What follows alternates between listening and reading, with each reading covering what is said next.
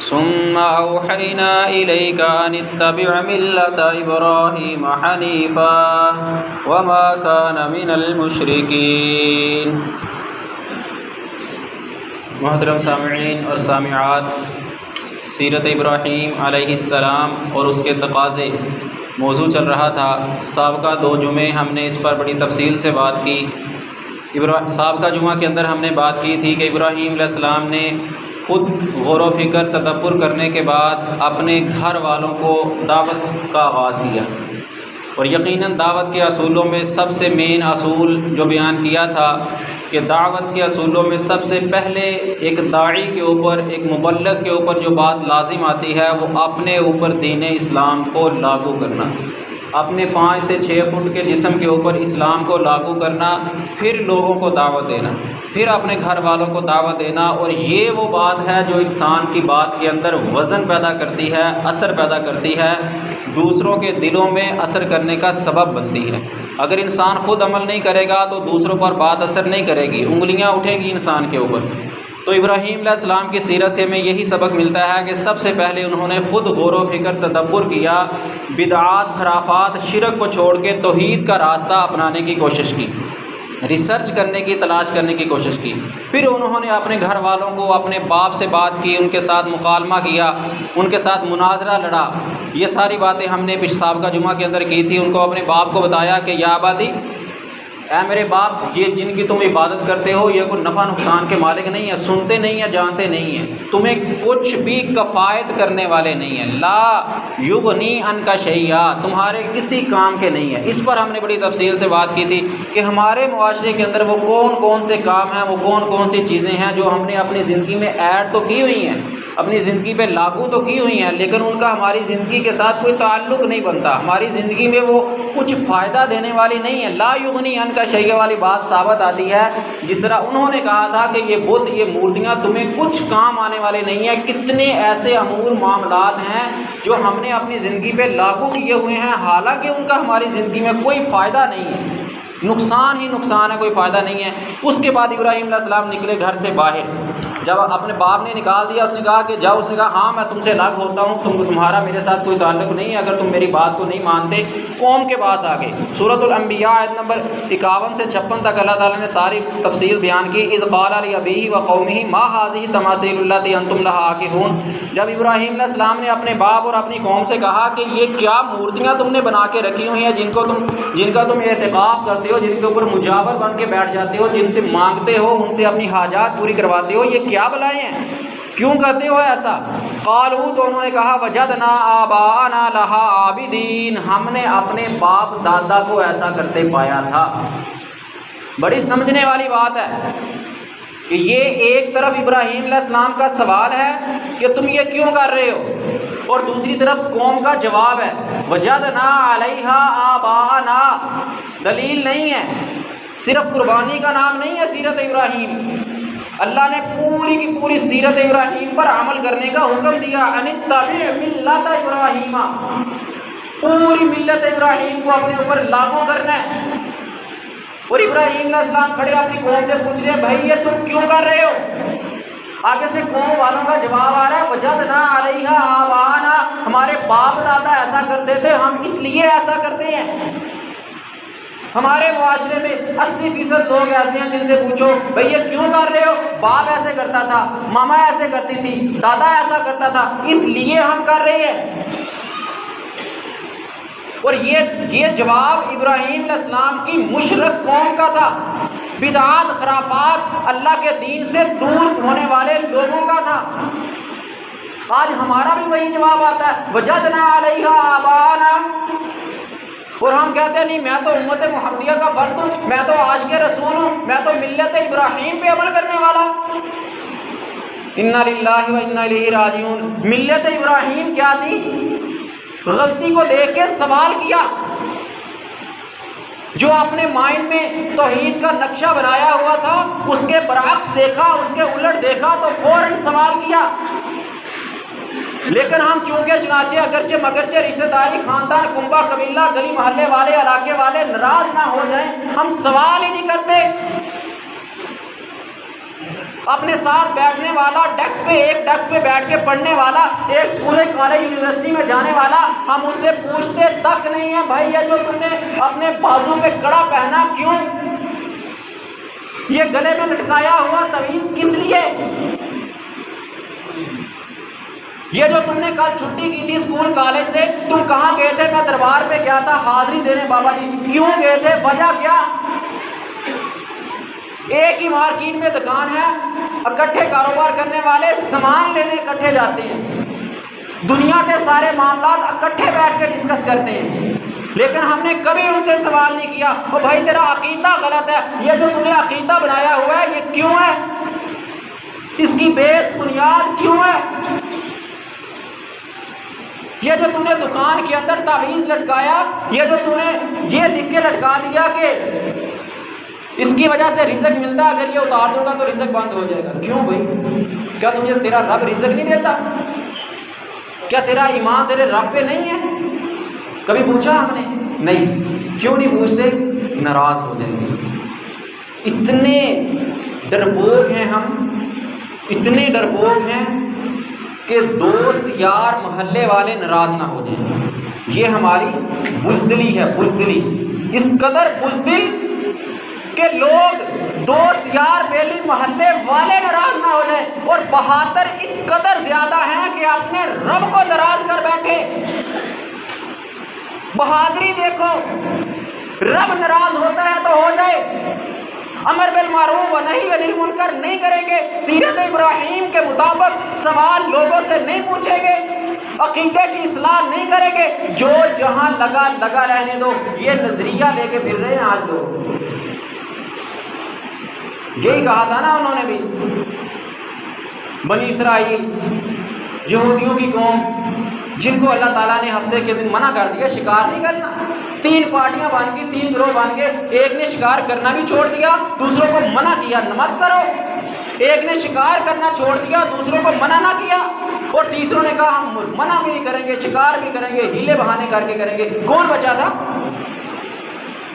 جو خود بھی نہیں کرتے تھے، دوسروں کو منع بھی کرتے تھے، ایک گروہ بچا تھا، باقی سب کو اللہ نے قرادۃ خاسئین بدترین بندر بنا دیا تھا، رسوا کر دیا، ہلاک کر دیا بعد میں ان کو۔ اور ہم کہتے ہیں نہیں میں تو بڑا متقی، میں تو کوئی بات نہیں، وہ کرتا ہے تو کرتا رہے، میں تو توحید والا ہوں نا۔ صرف خود توحید والا بن جانا یہ تیرے لیے کفایت نہیں ہے، قیامت کا دن ہوگا تیرا ساتھ والا، تیرا ساتھی، گلی محلے والا، مارکیٹ والا، کلاس فیلو، ساتھ اٹھنے بیٹھنے والا، قیامت کے دن تیرا گریبان پڑے گا، یارب اس کو پتا تھا میں غلط ہوں، لیکن اس نے مجھ سے نہ کبھی پوچھا نہ مجھے راہ راست کا طریقہ بتایا۔ سیرت ابراہیم کے اسباق میں سے، سیرت ابراہیم علیہ السلام کے تقاضوں میں سے یہ بھی تقاضا ہے کہ تمہارے ساتھ گلی محلے والے، معاشرے والے اگر غلطی پہ چل رہے ہیں تو کم از کم ان سے پوچھو تو صحیح بھائی یہ جو کر رہے ہو کیوں کر رہے ہو، اس کا فائدہ کیا ہے، نقصان کیا ہے۔ اور اگر ہمارے معاشرے کی طرح اگر سے جواب آئے وجدنا علیہ آبانا، ہم نے اپنے باپ دادا کو ایسا کرتا پایا تھا، تو پھر سمجھ لو یہ جواب مشرک قوم ابراہیم علیہ السلام کی قوم کا تھا۔ ان کو سمجھاؤ کہ تم سیرت ابراہیم پہ ہو، ان کی قوم کی سیرت پہ نہیں ہو۔ ان اتبعوا ملت ابراہیم کا حکم ہے، تمہیں ابراہیم علیہ السلام کی سیرت پہ عمل کرنے کا حکم ہے۔ یہی تو صفت ابراہیم علیہ السلام کی فضیلت دی ہے اللہ نے، باقی انبیاء میں سے کئی فضیلتیں اور بھی ہیں، یہ فضیلت ہے کہ پورے کا پورا دین ابراہیم اٹھا کے دین محمدیہ کے اندر اپلوڈ کر دیا، داخل کر دیا۔ تبھی ملت ابراہیم صرف ایک قربانی نہیں، سال کے بعد مہنگا جانور لے کے گلے پہ چھری چلا دینے کا نام سیرت ابراہیم نہیں ہے۔ معاشرے کی برائیوں کو دفن کرنا، ختم کرنا، ان کے مقابلے پہ سیسا ملائی دیوار بن کے کھڑے ہو جانا، حق کا ساتھ دینا، باطل کو چھوڑ دینا، باطل کو توڑ دینا، یہ ہے سیرت ابراہیم علیہ السلام۔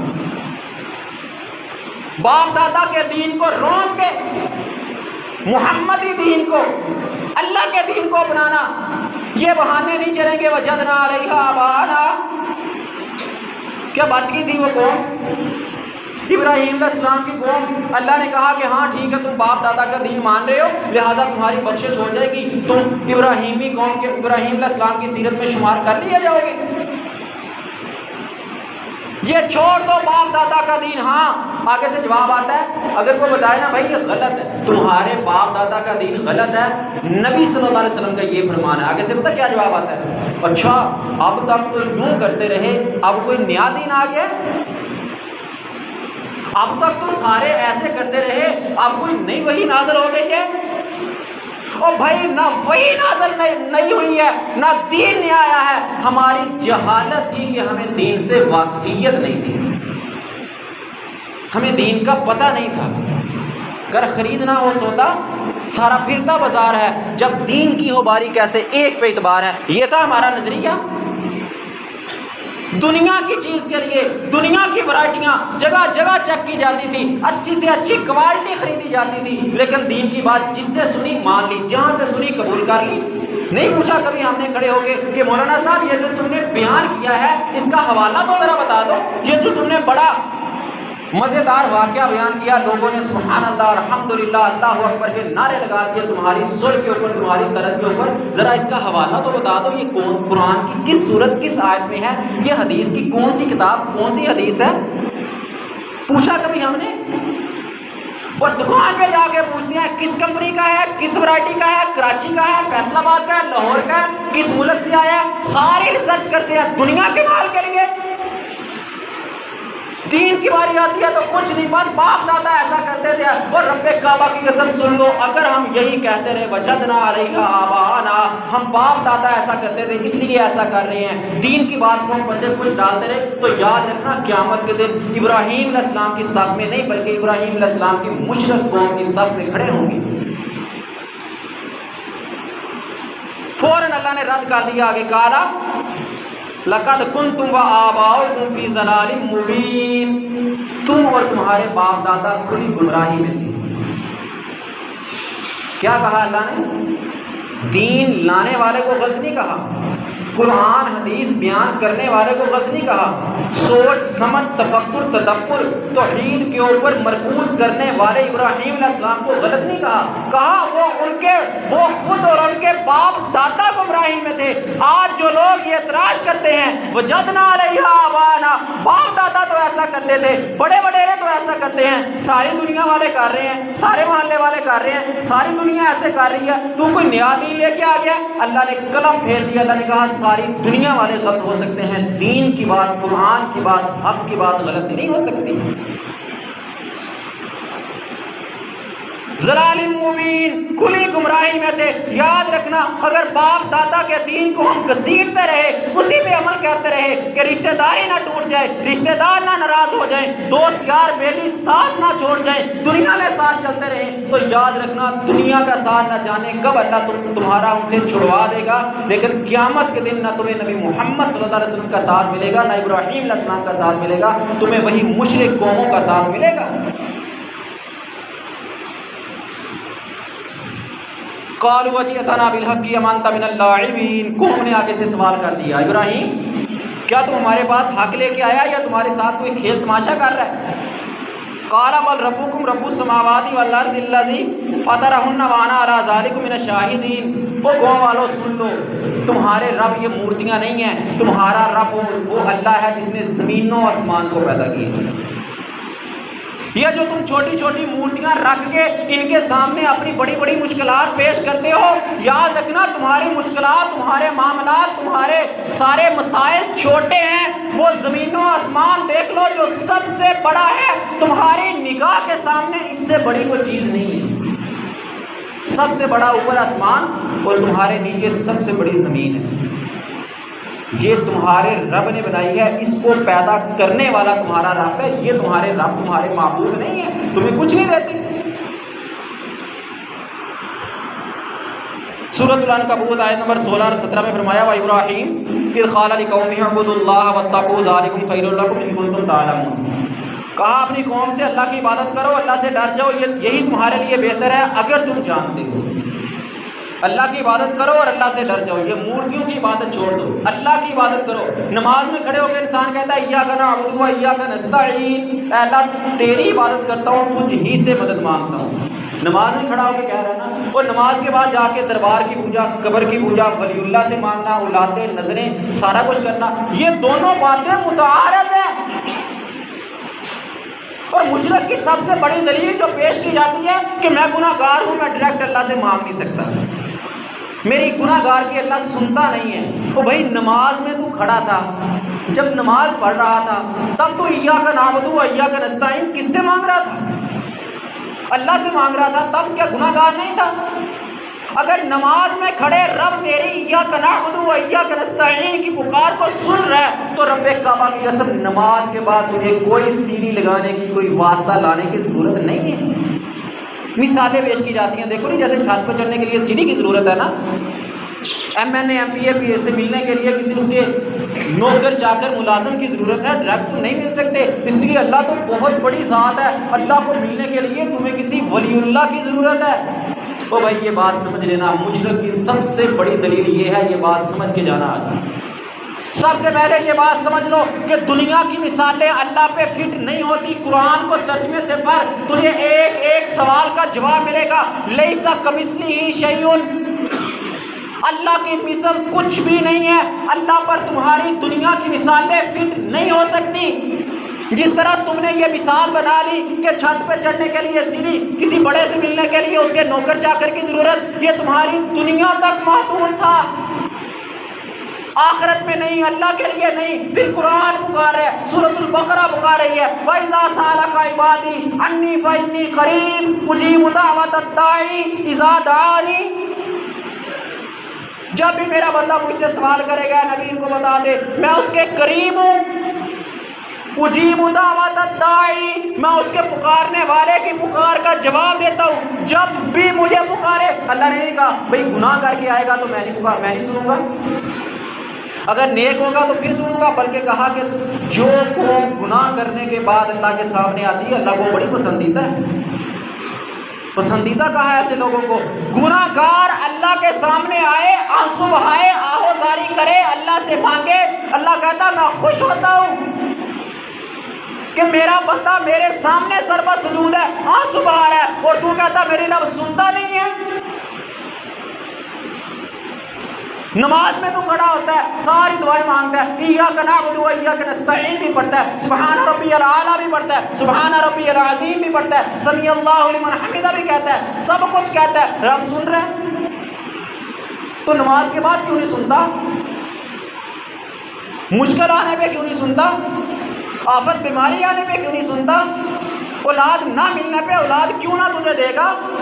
رزق کی بندش پہ تو رزق رب سے مانگ کے تو دیکھ, رب نے کہا واللہ خیر الرازقین, سب سے بہترین رزق تو تیرا رب دینے والا ہے, اور تو کوئی دے نہیں سکتا. تو کیوں غیروں کے در پہ گیا؟ وضاحت کی ابراہیم علیہ السلام نے, انما تعبد من دون اللہ اوثانا, بے شک تم عبادت کرتے ہو اللہ کے علاوہ بتوں کی, وتخلقون افکا, اور تم بناتے ہو اللہ کے ساتھ جھوٹ. ان الذین تعبدون من دون اللہ, وہ جن کی تم اللہ کے علاوہ عبادت کرتے ہو, لا یملکون لکم رزقا, وہ تمہارے لیے کسی قسم کے رزق کے مالک نہیں ہیں, کسی قسم کے رزق کے مالک ہیں ہی نہیں. تو کہتا ہے کہ نہیں میں جب تک یہ تعویذ نہ لٹکاؤں گا دکان میں گاہک نہیں آئے گا. کیا تیرا رزق کو تجھے تعویذ دے گا؟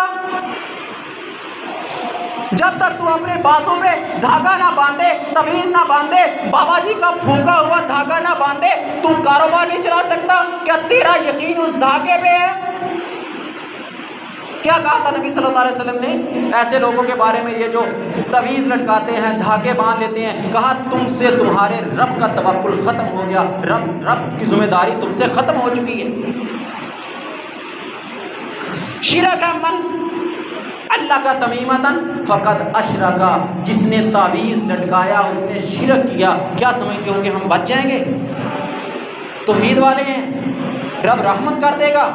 او بھائی تعویذ لٹکانا شرک ہے. تو اس کے اوپر لائنیں لگاتا ہے, نمبرنگ لگواتا ہے, نہ جانے کیا کچھ کروا کے, تجھے نہیں پتا, ذرا کھول کے دیکھنا تجھے رب کعبہ کی قسم تیرا کوئی کچھ بگاڑ نہیں سکتا. تو اس لیے آج آپ نے لٹکایا ہوا بازو پہ باندھا ہوا تویز، دکان میں لٹکایا ہوا، گھر میں لٹکایا ہوا، جہاں بھی تو نے تویز لٹکایا ہوا ہے، ذرا اس کو کھول کے دیکھ، اس کے اندر لکھا ہے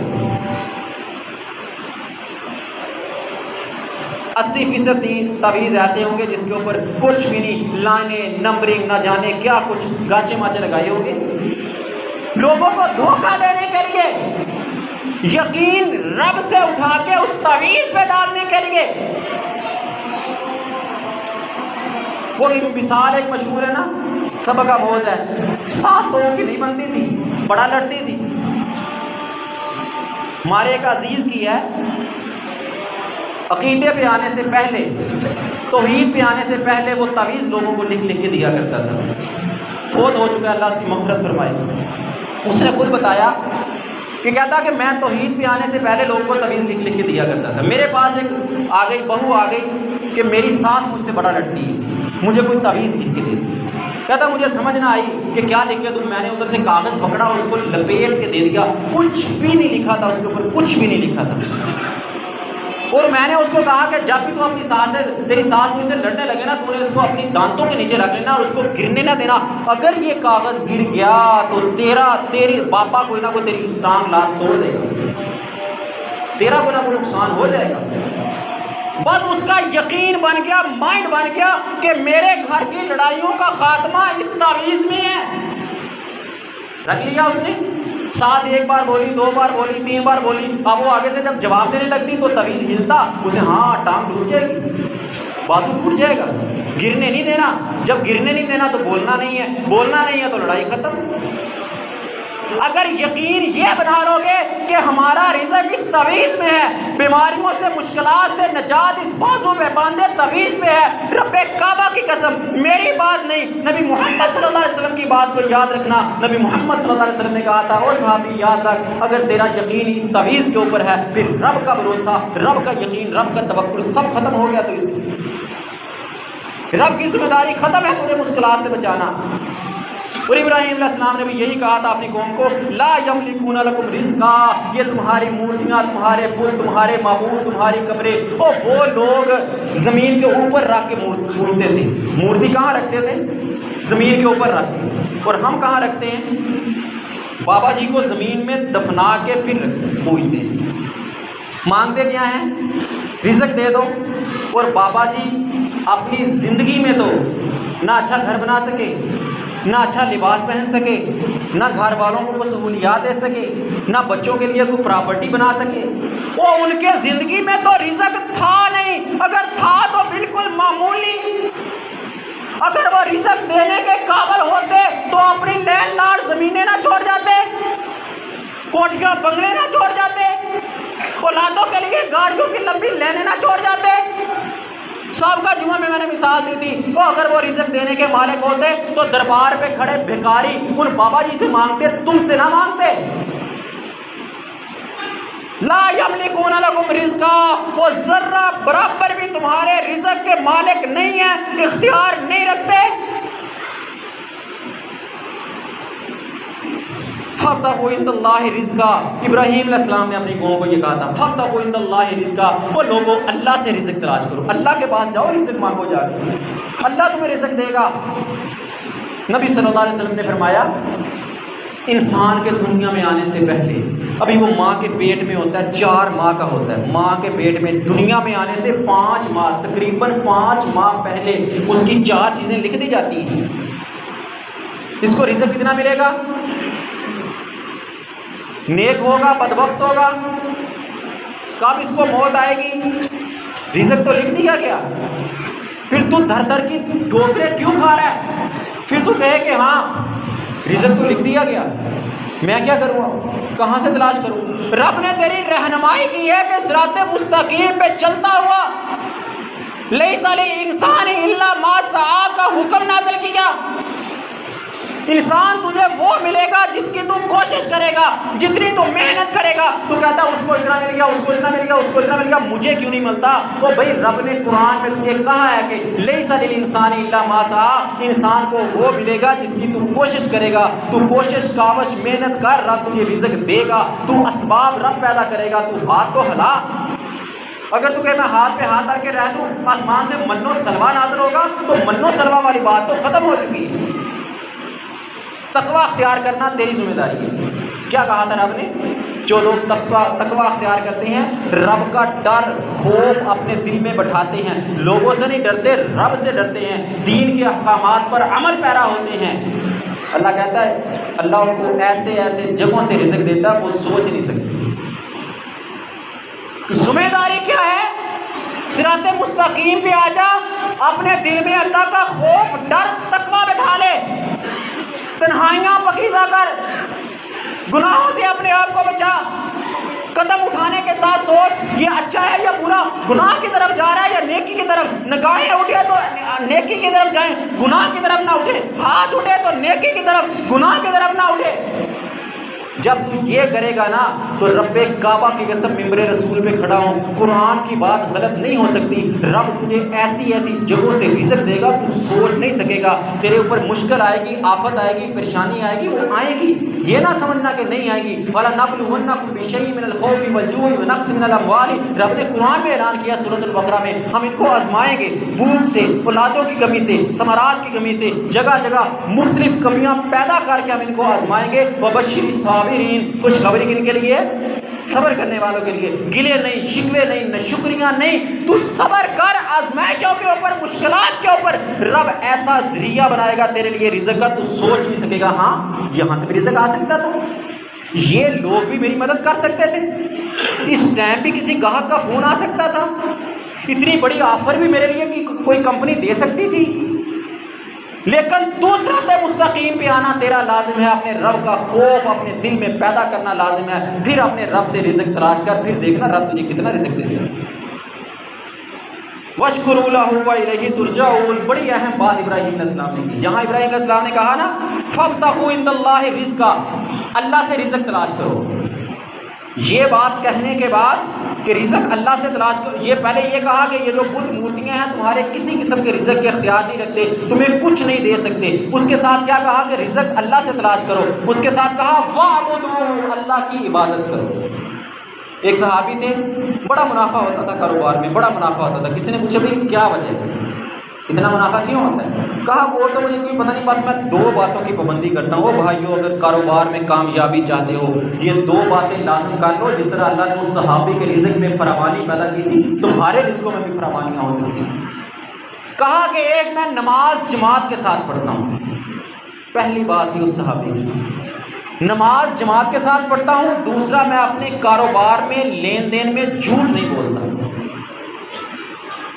یہ دو باتیں پیدا کر لو اپنے کاروبار میں، شب و روز میں، لین دین میں، تعلقات میں، معاملات میں، اٹھنے بیٹھنے میں، جو ہوتا ہے ہو جائے، نقصان ہوتا ہے ہو جائے، جو مرضی ہو جائے، میری نماز جماعت سے نہیں رہنی چاہیے، اور دوسرا میں نے اپنے کاروبار میں جھوٹ نہیں بولنا، سچ کہہ۔ بڑا ایک جو ہمارے معاشرے میں سب سے بڑا جھوٹ بولا جاتا ہے نا کاروبار کے اندر، گاہک کہہ رہا ہے بھائی میں نے تو یہ چیز 80 روپے کی لینی ہے، میں نے 100 روپے کو نہیں دینا، دکاندار کہتا ہے بھائی میں 80 کی کیسے دے دوں، میری تو 90 کی خرید ہے، حالانکہ خرید 60 روپے کی 50 روپے کی، مول دیا نا جھوٹ۔ اور پھر کہتا ہے کہ میری دکان کا سرکٹ شارٹ ہو گیا، دکان کیوں جل گئی، پوری مارکیٹ میں سے میری دکان ہی ڈاکو لوٹ کے لے گئے، بینک سے پیسے تو سارے نکلوا کے لے کے جاتے ہیں، میرے راستے میں ڈاکو کیوں کھڑے ہو گئے، سارے لوگوں کے گھر ہیں، بچے ہیں، والدین ہیں، میرے گھر میں بیماری نے کیوں ڈیرا ڈال لیا، جانے کا نام نہیں لے رہے۔ او بھائی کہاں کہیں تو خرابی ہے، چیک کر اپنے کاروبار کو، کیا اس میں جھوٹ تو نہیں ہے، کیا تو دکان پہ بیٹھ کے اللہ کو ناراض تو نہیں کر رہا، لوگوں کو خوش کر کے، جو میں نے پہلے بات کی تھی کہ ہم اس قدر بزدل ہیں کہ لوگ ناراض نہ ہو جائے۔ میں ملازم ہوں، میرا بوس کہتا ہے بھائی دکان نہیں چھوڑنی، لہٰذا میں بوجھ سے ڈرتا ہوں، اپنے مالک سے ڈرتا ہوں، میں کیسے نماز کے لیے چلا جاؤں؟ او بھائی تو اس قدر بزدل ہے، اس قدر ڈرپوک ہے کہ اپنے اس بوس کو، اس مالک کو، اس ایک انسان کو ناراض نہیں کرنا چاہتا، اور تو بہادر اس قدر ہے کہ آسمانوں پہ بیٹھے، عرش پہ بیٹھے اپنے رب کو ناراض کر رہے۔ چھوڑ دے ایسی نوکری کو جو نوکری تجھے نماز نہیں پڑھنے دیتی، چھوڑ دے ایسے ملازمت کو، ایسے دفتر کو جو تجھے دین سے دور کرتی ہے، جو کہتی ہے نہیں بھائی بعد میں کر لیں گے، کاروبار بھی تو کرنا ہے، اولاد کا پیٹ بھی تو پالنا ہے۔ وہ بھائی جس جگہ ابراہیم علیہ السلام نے اپنی قوم کو کہا تھا نا فابتغوا عند اللہ رزقا، وہ اللہ سے رزق تلاش کرو، یہ بت تمہیں، یہ وہ بھی ہم نے اس اپنے بوس کو اپنا بت بنایا ہوا ہے۔ کیوں کہ اگر میں نماز کے لیے گیا تو میری ملازمت ختم ہو جائے گی، مجھے نوکری سے نکال دیا جائے گا۔ کہ تیرے نزدیک تیرے رزق کا مالک یہ بوس ہے، تیرے نزدیک تیری کمپنی تجھے رزق دے رہی ہے، تیرے نزدیک یہ دنیا کے انسان جس کو تو نے ایک بت نماز سمجھ لیا کہ بس یہ میرے رزق کے مالک ہیں، اگر یہ ناراض ہوئے تو میرا رزق بند ہو جائے گا؟ نہیں، یہی تو ابراہیم علیہ السلام نے کہا تھا لا یملکون لکم رزقا، یہ تمہارے رزق کے مالک نہیں ہیں۔ کیا کریں پھر بھی؟ رزق کہاں سے مانگے؟ وابتغوا عند اللہ رزقا، رزق مانگنا تو اللہ سے جا کے مانگو۔ اچھا اللہ سے رزق مانگیں؟ ہاں، تو پھر رزق مانگنے کے ساتھ اور کیا کرنا پڑے گا؟ وَاعْبُدُوهُ، اس اللہ کی عبادت کرو، اللہ تمہیں رزق دے گا۔ دوسرا کام کیا کرنا ہے؟ وَاشْكُرُوا لَهُ وَإِلَيْهِ تُرْجَعُونَ، اللہ کا شکر ادا کرو۔ اللہ تھوڑا دے تو تب بھی شکر کرو، اللہ مہنگائی کے دور میں تمہیں پیدا کر دے تو پھر بھی شکر ادا کرو، اللہ اس کرپشن کے دور میں تمہیں پیدا کر دے تو پھر بھی شکر ادا کرو، اس مہنگائی کے روز میں تمہارا گزارا نہیں بھی ہو رہا تو پھر بھی اللہ کا شکر ادا کرو۔ اگر اللہ کچھ انسانوں کو تھوڑا دے کے آزماتا ہے کہ میرا بندہ شکر کرتا ہے کہ نہیں کرتا ہے، اور کچھ لوگوں کو اللہ وافر رزق، اب دیکھتے نہیں ہیں اتنی مہنگائی کا دور ہے پھر بھی کچھ لوگ عیاش پرست ہیں، اس قدر کمر توڑ مہنگائی، ایک غریب کا چولہا نہیں جل رہا اور کچھ لوگ موج مستیاں کر رہے ہیں۔ اللہ وافر رزق دے کے بھی آزماتا ہے کہ میرا بندہ کتنا میرا شکر ادا کرتا ہے، اس رزق سے کتنا میرے بندوں کی مدد کرتا ہے، زکوٰۃ نکالتا کہ نہیں نکالتا، عشر نکالتا کہ نہیں نکالتا۔ واشکروا لہ، رزق نہ ملے تو پھر بھی اللہ کا شکریہ، رب رزق دے دے تو پھر بھی اللہ کا شکریہ، دونوں صورتوں میں رب تجھے آزمائے گا۔ اور یہ بات یاد رکھنا، آخر میں ابراہیم علیہ السلام نے بڑی پیاری بات کی، وَإِلَيْهِ تُرْجَعُونَ، اللہ ہی کی طرف لوٹ کے جانا ہے۔ تم یہاں سینکڑوں مربے بھی خرید لو، سینکڑوں گاڑیاں خرید لو، 20 محلات بنا لو، تمہارا محل وہی 5-6 فٹ کی قبر بنے گی۔ صرف 3 سفید کپڑے تمہارے ساتھ جائیں گے، ان کی بھی جیب نہیں ہوگی، جیب میں پڑا ہوا موبائل جو فحاشی کا اڈا تھا لوگ نکال لیں گے، روپیہ پیسہ جیب سے کبھی ختم نہیں ہوتا تھا، ہر وقت نکال کے استعمال کے لیے تیار تھا، نکال لیں گے لوگ۔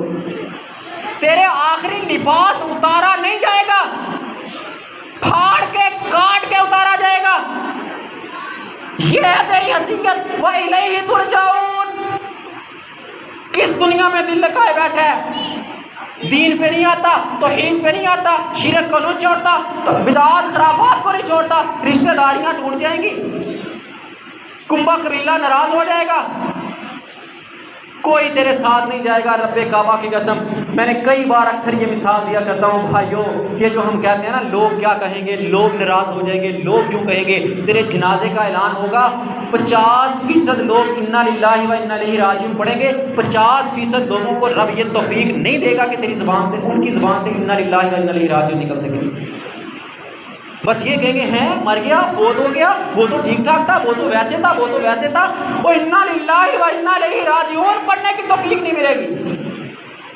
جنازے میں آئیں گے، اعلان ہوا تھا ابھی 6 بجے جنازہ ہوگا، 6:05 ہو گئے، 10 منٹ ہو گئے، باتیں شروع ہو جائیں گی، اور بھائی اعلان 6 بجے کا تھا، 10 منٹ اوپر ہو گئے، جنازہ کیوں نہیں پڑھا رہے؟ یہ وہ لوگ ہیں جن کی وجہ سے ہم توحید پہ نہیں آتے، یہ وہ لوگ ہیں جن کی وجہ سے ہم شیطان کا راستہ چھوڑ کے رب رحمان کا راستہ نہیں اپناتے۔ پڑھ لیا جنازہ، ہو گیا جنازہ، خود تم چیک کر لینا، کسی جنازے پہ گنتی کر کے چیک کر لینا، اگر میرا تناسب غلط ہو، میری ریشو غلط ہو تو مجھے آگے پکڑ لینا۔ 90% لوگ، اگر 100 بندوں نے جنازہ پڑھا ہے تو 90 لوگ واپس چلے جائیں گے، صرف 10 لوگ جائیں گے تیری آخری آرام گاہ کے اندر تجھے لٹانے کے لیے۔ 90% لوگ تجھے چھوڑ کے بھاگ جائیں گے تیرا جنازہ پڑھنے کے ساتھ، اور نہ جانے کتنے وضو کے ساتھ پڑھیں گے، نہ جانے کتنے بغیر وضو کے پڑھیں گے، نہ جانے کتنوں کو دعائیں آتی ہوں گی، نہ جانے کتنے آمین بھی کہیں گے کہ نہیں کہیں گے۔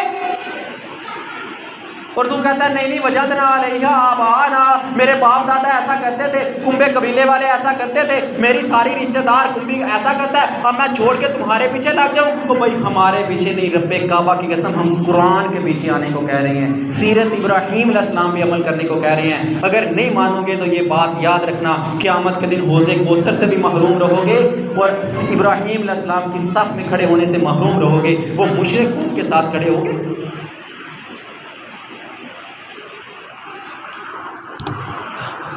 سورۃ صافات آیت نمبر 98 88 تا 90۔ جب کسی نے نہ مانی بات، ابراہیم علیہ السلام کی بات نہ مانی، تو ابراہیم علیہ السلام نے سوچا کہ اب ان کا کوئی اور حل کرنا چاہیے۔ کیا حل کریں گے؟ ان کا موقع کی تلاش میں رہے کہ اب کیا کیا جائے۔ ان کے ہاں ایک عید آتی تھی، جشن آتا تھا، اس عید اور جشن کے موقع پہ لوگ ایک جگہ اکٹھے ہوتے تھے، میلہ نما لگتا تھا۔ جیسے ہمارے ہاں عید آتی ہے، ہم مسجد میں اکٹھے ہوتے ہیں، نماز ادا کرتے ہیں، سب لوگ چھوڑ کے آ جاتے ہیں نا، یہاں تک کہ عورتوں کو حکم دیا کہ جنہوں نے نماز نہیں پڑھنی وہ بھی دعا کے اندر شامل ہو، سب لوگ آئے۔ تو یہ بھی سب لوگ جایا کرتے تھے اس اپنی عید میلے میں۔ کہا کہ ہاں وہ موقع آئے گا نا، تو پھر موقع آ گیا۔ کہا بھی چل ابراہیم تمہارے ساتھ چل۔ سورۃ صافات آیت نمبر 88 سے 90 تک اللہ تعالیٰ نے اس واقعے کو بیان کیا۔ کہا فَنَظَرَ نَظْرَةً فِي النُّجُومِ فَقَالَ إِنِّي سَقِيمٌ فَتَوَلَّوْا عَنْهُ مُدْبِرِينَ۔ جب انہوں نے کہا کہ ساتھ چل، تو ابراہیم علیہ السلام نے ستاروں کے دیکھا، اوپر ستاروں میں دیکھا، پھر کہا کہ فَقَالَ إِنِّي سَقِيمٌ، میں تو بیمار ہوں، میں تمہارے ساتھ نہیں جا سکتا۔ ستاروں میں کیوں دیکھا؟ یہاں سے بعض لوگ کہتے ہیں جی جیسے نجومی ستاروں سے حساب لگاتے ہیں، ابراہیم علیہ السلام نے تو ستاروں سے حساب لگایا تھا نا۔ نہیں، ابراہیم علیہ السلام نجومیوں کی طرح ستاروں سے حساب لگانے والے نہیں تھے، انہوں نے اپنی قوم کے دل میں شک کو بچانے کے لیے دیکھا تھا کہ ان کی قوم کا یقین ستاروں پہ تھا کہ اگر ستاروں کی گردش کے مطابق کوئی کہتا ہے تو اس کو مجبور مت کرو۔ جیسے ہم کہتے ہیں نا کہ بھائی اگر تو نے بابا جی کی بات نہ مانی تو تیرا نقصان ہوگا، تیرے جانور مر جائیں گے، تیرے گھر والوں میں آفت آ جائے گی، جا کے بابا جی کو پیشانی ٹیک کے آ، وہاں سے یہ کر وہ کر۔ وہ بھی یہ کہتے تھے کہ اگر کوئی ستاروں کا حساب لگا کے تمہیں کوئی بات کہتا ہے تو وہ مان لو، کیونکہ وہ ستاروں کے اوپر یقین رکھتے، ستاروں کی پوجا کرتے تھے۔ صرف ان کو یقین دلانے کے لیے ابراہیم علیہ السلام نے آسمان کی طرف دیکھا تھا، ورنہ ابراہیم علیہ السلام نہ ستاروں کو رب مانتے تھے، نہ ان کی پوجا کرتے تھے، نہ سورج کی، نہ چاند کی، نہ بتوں کی، کسی کی بھی نہیں۔ یہی انہوں نے کہا تھا کہ ربنا السماوات والارض، ہمارا رب تو آسمان و زمین کو پیدا کرنے والا رب ہے۔ دیکھا ستاروں میں تاکہ میری قوم کو یقین آ جائے، کہا کہ انی سکیم، اسی لیے تو پھر کہا نا فتولوا عنہ مدبرین، قوم پیٹ پھیر کے چلے گی۔ کہا اچھا تو بیمار ہے، اور دیکھا بھی تو نے ستاروں میں ہے، تو ستاروں سے حساب لگا کے کہہ رہا بیمار ہے، تو واقعی بیمار ہے، نہیں جا سکتا۔ قوم چلی گئی، ابراہیم علیہ السلام ادھر رہ گئے۔ پھر ابراہیم علیہ السلام نے پیچھے کیا کیا، کیسے ان کو باور کروایا کہ تمہارے یہ بت تمہارے کسی کام کے نہیں ہیں، ہم انشاءاللہ آئندہ جمعہ اس کے اوپر بات کریں گے۔ بھائیوں سے ہمیشہ کی طرح التجا ہے کہ ٹائم پہ آئیں تاکہ ہم سیرت ابراہیم کے تقاضوں کو سن کے سمجھ کے عمل پیرا ہو سکیں اور اپنی زندگی کو سنوار سکیں۔ وما علیہ البلاغ۔